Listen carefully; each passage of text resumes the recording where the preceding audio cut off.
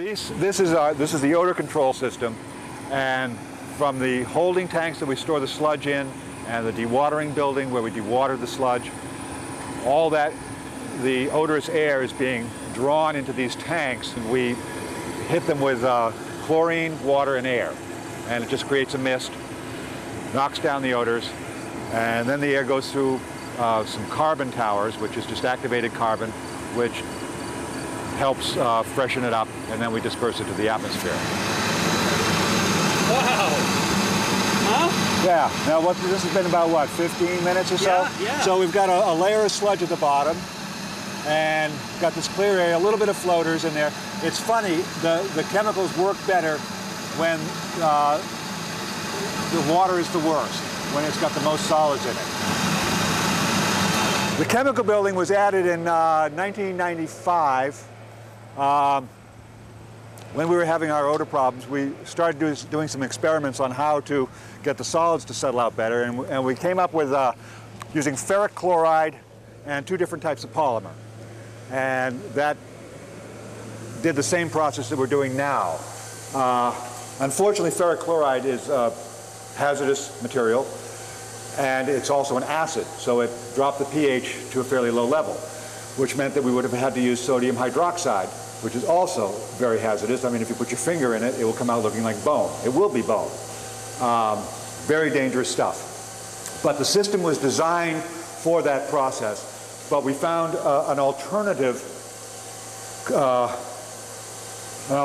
ferric chloride, which was aluminum salts, which is non-hazardous, easy to ship, easy to work with, and it does not change the pH, and it also eliminated one of the polymers that we needed to use. You're saying this is nowhere near as dangerous as... Oh, hardly. No, not hazardous at all.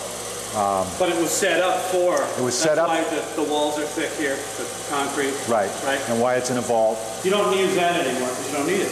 Well, we could. I mean, if somebody got doused with it, I would suggest that they do wash themselves off, even though it's non-hazardous.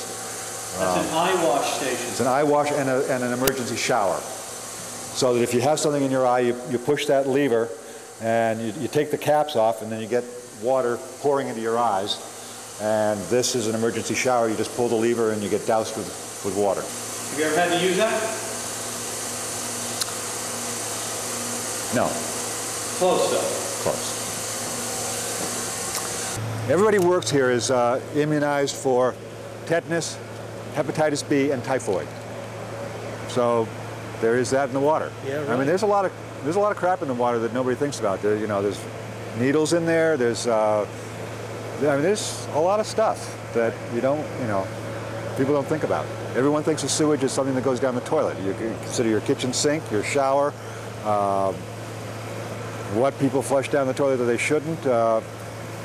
What is that building? This building was our compost shelter, but we don't use it anymore because, as I said, we stopped composting.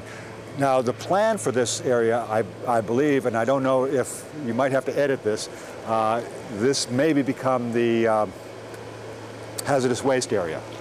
And they're talking about making it once a month as opposed to once a quarter. That's a great idea. Now, what we're planning on doing with all the stuff in here is I'm going to close in that section over there and make that a... Jesus. Easy, boy. Easy. Buzz. Stop it, Buzz. Sit. Sit down, boy. Sit. Good boy. Yeah. So, yeah, this would be a great place for that. Yep. This was the old screener that we would, once the compost went through its first 30-day process, we would run it through the screener, and it would take out the wood chips, and it would separate the wood chips from the compost so that we could reuse the wood chips. But now we don't need this anymore. Sure. Do you think you'll ever get back into it, or why well, don't you just I don't sell know. the thing or something? Well, the landfill may take this. Yeah, right. Let's see what we've got in here. These are called belt filter presses. This is the end stage of the sludge.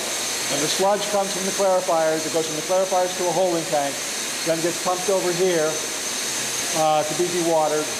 From here, then it goes to the dump. So what we're taking over here is a liquid sludge. It's It's about the consistency of a mild slap. The sludge is coming through this pipe. It's getting mixed with polymer, once again. Polymer, the ever popular rubber product, getting mixed with polymer and gets dumped into this trough, and it's going along with this belt, and the polymer is taking the water out and dropping the water into this vat.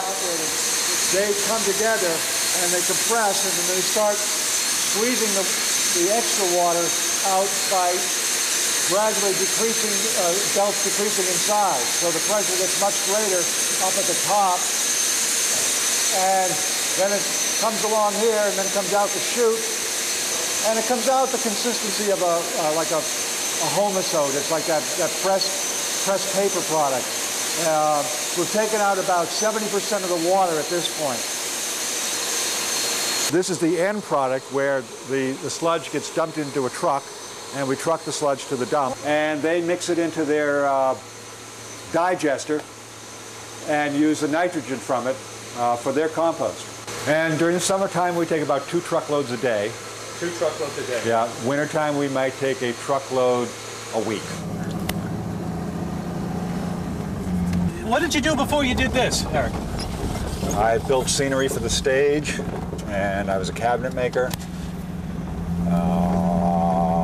That's basically it.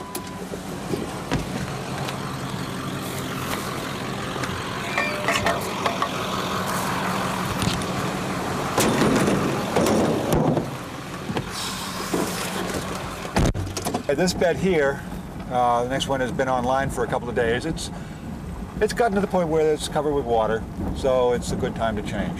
That water, you said, seeps out and goes out into the ocean, basically. It just goes into the sand. Yeah. There's groundwater about 6 to 8 feet below that level, and that groundwater, the way the plume, the water plume works, it does go toward the sea, because we have monitoring wells around the facility, which we monitor quarterly, and most of the ammonia and the nitrogen is found in the wells that are on the seaside of the property.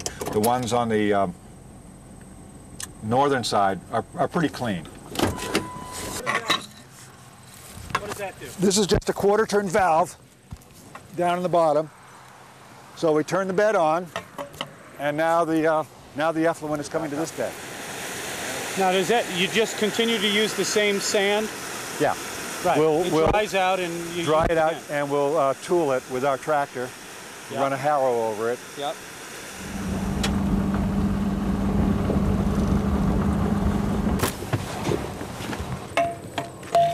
Now here's an interesting shot, if you can get it. I don't know if you're color, but you see the water is a sort of reddish brown, which just helps take some of the odors out.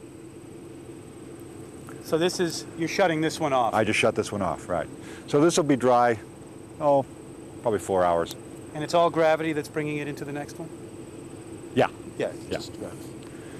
Well, Eric, I want to thank you. My pleasure. I mean, it's... Watch it, poison ivy. Oh, yeah. Is that poison ivy? That's poison ivy. Oh, great. Well, I almost had a dog attack, and it looks like I got poison ivy. But you know what? I had a fantastic time out here. I'm glad you did. It was really interesting. I'm glad you did. Thanks for doing that. My pleasure.